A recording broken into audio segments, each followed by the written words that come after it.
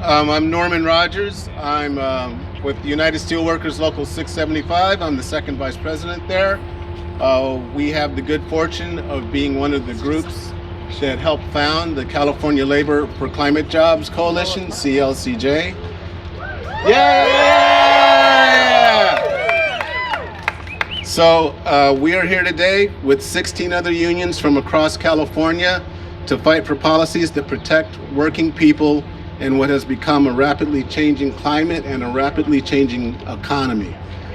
This fight is to ensure a more just, climate-safe, and responsive economy for the future of our workers, for the future of our state. We're here to ensure that whatever happens next for workers, it is led by workers. So there are approximately 19 million workers in the state of California, and our members represent a wide range of those workers, be it teachers, utility workers, oil and gas workers, domestic workers, healthcare workers, farm workers, grocery store clerks, janitors, public sector workers. These and many more have come together to have a say in what happens next. So some of what we've seen happen lately is in 7 of the last 8 years, California has recorded record high temperatures, while workers from our state's fields to our commercial kitchens, from our warehouses to our schools, continue to work in dangerously high heat conditions. Climate change is forcing massive restructuring of our economies and our lives. But while transition is inevitable, that it is a transition based on economic and racial justice is not. In this last year, Phillips 66 announced its permanent closure, and with that, there's the loss of 600 jobs by the end of this year. And there is no comprehensive plan to help workers transition to new jobs or to replace the tax base that will go missing for the surrounding communities. Add to that the recent announcement that Valero 2 will be shuttering by the end of 2026, and the need for solution becomes even more pressing. This last winter, wildfires swept through Los Angeles, burning workers' homes and places of employment, but also creating new hazardous conditions for workers, from smoky air to toxic cleanups. But it must not be forgotten that the fires that devastated Los Angeles were another in a string of fires that have taken lives, livelihoods, and laid waste to people's homes. Butte, Orange, Kern, Humboldt, Fresno, Los Angeles, and Sierra are all some of the counties that experienced wildfires last year. And now, in just the last 100 days, the Trump administration has slashed vital public services when we need them expanded the most, and the infrastructure to support working families through the escalating disasters which were faced. Excuse me. So, we are here as workers, we are here as union leaders, because we know that if it's left to those in charge, any transition will mean unplanned layoffs, it will mean creation of low-wage jobs, and it will mean the decimation of our public sector. And that it comes at a time when we should be expanding the ability of our public sector to respond to the emergencies that we're seeing. We know labor must take charge if we hope to build a more just economy and a safe climate for our kids, and we call upon our elected leaders to join us in supporting our Climate Worker Bill of Rights and our 2025 policy agenda for a worker-led transition. Together, we can provide alternative leadership in California and work to build robust health and safety solutions to protect workers from increased hazards we are faced with. We can take care of workers in shuttering facilities and the communities we live in. We can expand the public sector to be better able for them to respond to climate disasters, and we can lead in building our green industries and ensure these new good jobs, they're union jobs, they're family supporting jobs. Please join us to push for worker-focused climate solutions. So with that, I would like to bring up a huge champion for workers and workers' rights, and that's Senator Maria Elena Durazo.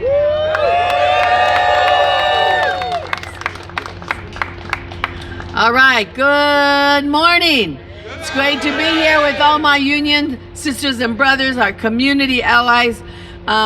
In 2023, we learned about 345 workers were laid off from the Marathon refinery. Some had the opportunity to transition to their next job, but many others had a very, very difficult time. These displaced workers were highly qualified, but they were left without a job. Not only did this impact their families, but their communities that they usually contribute to.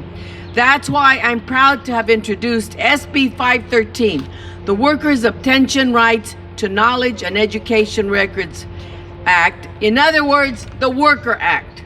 This bill takes a step in the direction of empowering workers in a California energy transition, especially refineries and other traditional industries. This bill ensures workers get recognition for their broad and their deep skill sets by granting them access to their training records. Now that should sound like a very simple thing to do. You work someplace for years, you get experience, you get trained, formal training, you get laid off through no fault of your own, you go to the next step to look for a job, and the employer doesn't want to give you records of your training and experience. That is so wrong. That is so wrong. With this bill, workers can prove their skills and qualifications to employers with no delays and no obstacles. Workers should not be denied of their own records, which they have worked hard to get. And so with that, I also want to thank the coalition. Thank you for all your work. Nobody should be pitted against each other. Solidarity means we back each other up all the way. And that means environmental issues, we matter to us as workers, and getting a good job matters to us. And nobody's going to say it's one or the other. We have a right and we demand both. Clean air, good climate, and a good union job. Thank you all very much.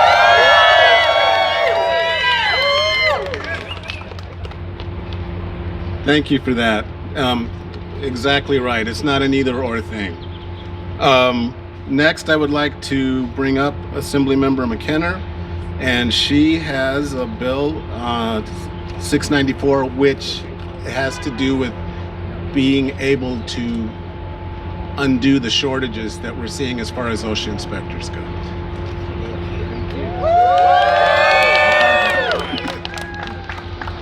Good morning. I am Assemblymember Tina McKenna, and I have the honor of representing the West Sides and South Bay communities of Los Angeles County in the California State Assembly.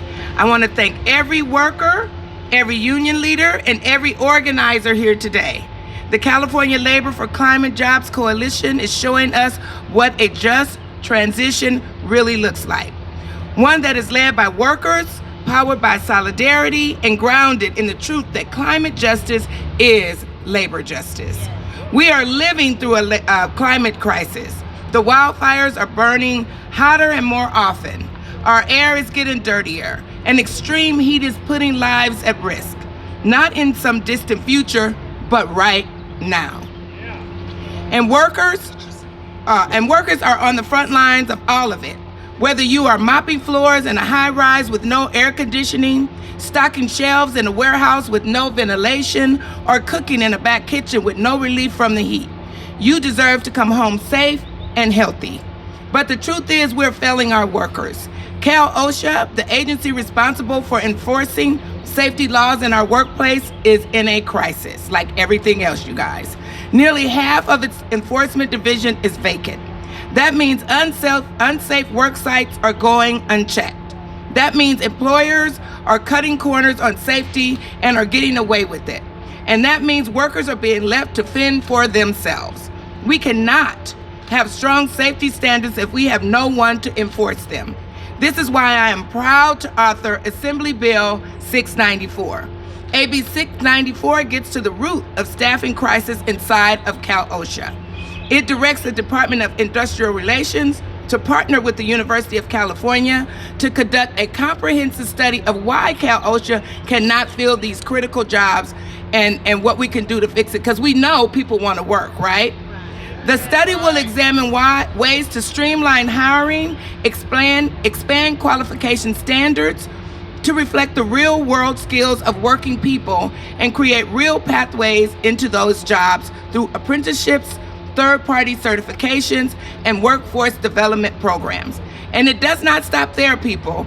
AB 694 will bring together an advisory committee made up of labor unions, worker advocates, state agency, business leaders, and academic institutions to ensure that solutions reflect the needs of the people most impacted by crisis.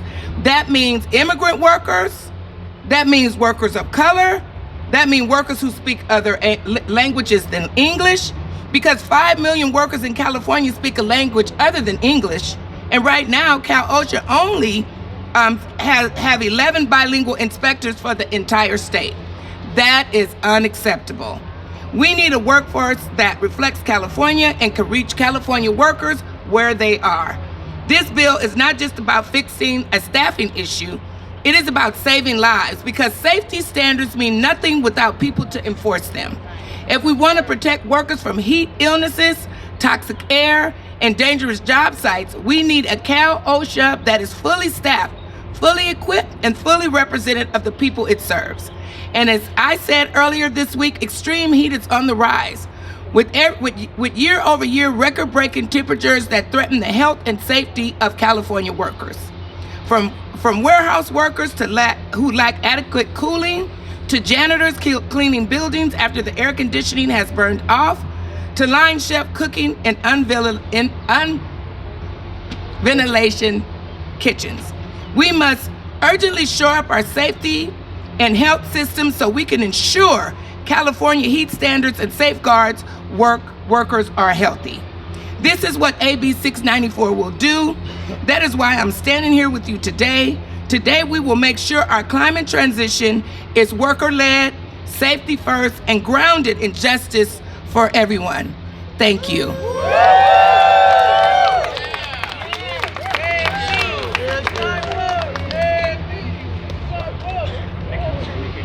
Thank you for that, Assemblymember.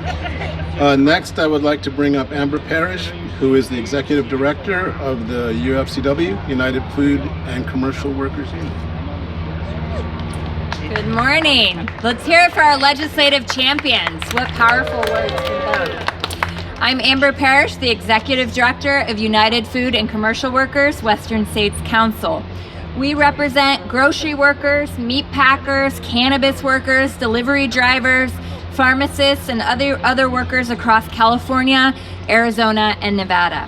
Our members are extremely affected by California's year-over-year record-breaking temperatures. Last year in Los Angeles, the weather went up to 107 degrees. And in one CVS store, workers had been complaining that the air conditioning hadn't been working properly for months. During the heat wave, the AC broke down again, and it got up to 93 degrees inside the store. An employee passed out because it was so hot, and many of our other members had health issues like migraines, nausea, and vomiting. Situations like these not only affect workers, but they also affect our customers. Elderly customers who shop in our stores or wait for their prescriptions cannot wait inside of such a hot store. We are proud that California passed one of the country's first indoor heat standards last year to protect our members and all other California workers from dangerous and deadly temperatures on the job. But we need to do more to ensure that Cal OSHA has the ability to enforce these critical new safety standards. That's why we're proud to support AB 694 to lay the groundwork to create pathways to good jobs for the state's Health and Safety Enforcement Agency, ensuring it is fully staffed with enforcement agents that have experience working in the state's most dangerous workplaces. With federal OSHA under threat, it is critical that we address the Cal OSHA staffing crisis and ensure that California can lead the country in passing and enforcing the highest safety standards for our workers. This policy doesn't work unless we have adequate enforcement. Thank you so much, and really proud to be here in solidarity.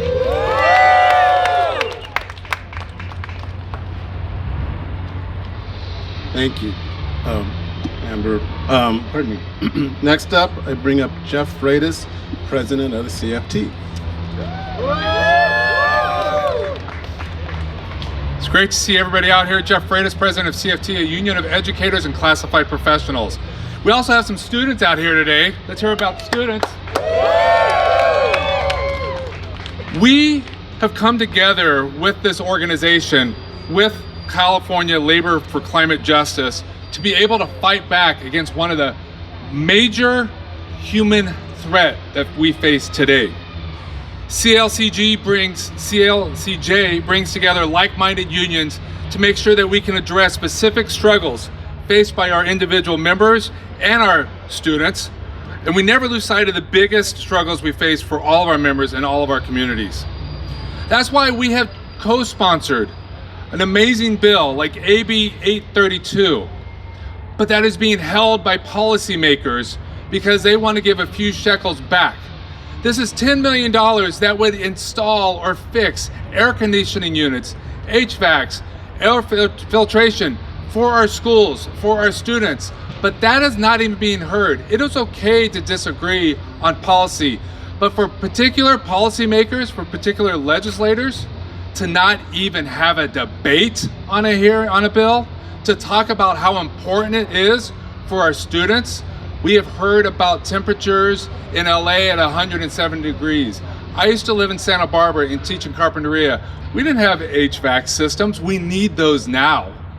It is now that we need to be considering this. Instead of sending a few shekels back to ratepayers, we have the money. It is in a fund. Let's use that fund to help our schools be able to teach our students. Can you imagine being in a classroom at 80 degrees and trying to learn? Can you imagine trying to clean those classrooms when it's 80, 90 degrees outside? This needs to happen. So we have combined with all of these bills with CLCJ to be able to fight back against this climate change and to fight forward so we can provide for the workers of California and the students of California. Thank you.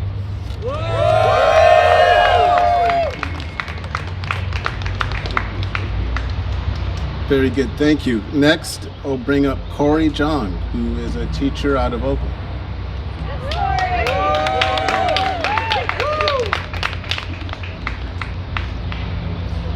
Good afternoon. My name is Corey Jong. I teach 8th grade ethnic studies in Oakland. I'm a member of the Oakland Education Association. I'm also an adult co-conspirator with the youth-led intersectional climate justice organization, Youth vs. Apocalypse and Warriors for Justice. I am concerned about fresh air and clean water. I'm concerned about smoke from wildfires and lead in our drinking water. I'm concerned about heat that makes it so difficult to concentrate that it's directly impacting our teaching and learning conditions. Have you ever tried to hold the attention of 30, 14-year-olds in 90-degree heat? How about 5-year-olds in kindergarten? In Oakland, about 1 out of 3 students at my school have asthma, and about 70% of students know someone close to them with asthma. One of my students recently shared how her little brother was hospitalized with asthma for a number of days and how frightening this was for her and her family, as well as the economic impact of hospitalization. When exposed to wildfire smoke, students and educators often develop illnesses, resulting in an increase in absences and missed opportunities for learning. My school is located between 2 major highways and near the Oakland airport. When I've traveled with my students to other neighborhoods, they have shared that it's like going to a different world, where there are more trees, where it's greener, where they say they're able to breathe easier. At my school in Oakland that my grandfather attended in the 1920s and my mom in the 1950s, it was discovered that there's lead in the water. This should not be a surprise because many schools were built decades, if not a century ago. But imagine discovering that you teach or send your children to school where lead exposure is 930 parts per billion, when the Environmental Protection Agency recommends immediately addressing exposure over 10 parts per billion, and our district has said 5 parts per billion requires remediation. 930 parts per billion exposure. We need immediate action, and we need infrastructure repairs, which will take a few years to implement, so we need to begin now. There is $150 million in funds to upgrade HVAC systems. Without this funding, the types of solutions being provided are Band-Aids. Every teacher I know has portable fans in their classroom to deal with extreme heat. I have 4 fans that still don't cool the room down enough and are so noisy it's hard to teach, and my students are coming in after recess and practically wanting to hug the fan or crowd around it. Schools around Oakland, when told there is lead in our water, were sent flow water stations, which are water dispensers that often break down. This does not address situations like at my school where the cafeteria sink was bagged due to unsafe lead levels, meaning students didn't have fresh fruit to eat for months and were so hungry they couldn't concentrate. We need real solutions. We need the $150 million already allocated by utilities companies for our schools. That's why I'm here today, to speak on AB 832. Last year, I was here to lobby on the California Master Plan for Climate Resilient Schools. For the past 2 years, the governor has vetoed bills that would have supported upgrades for schools for air quality and climate resilience, and now this year, AB 832 is killed. We will continue to fight for safer and healthier schools.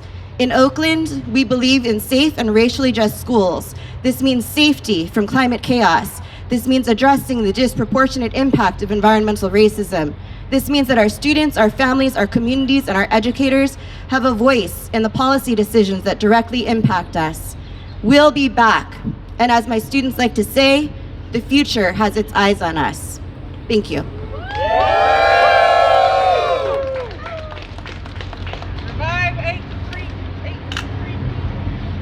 Okay, thank you.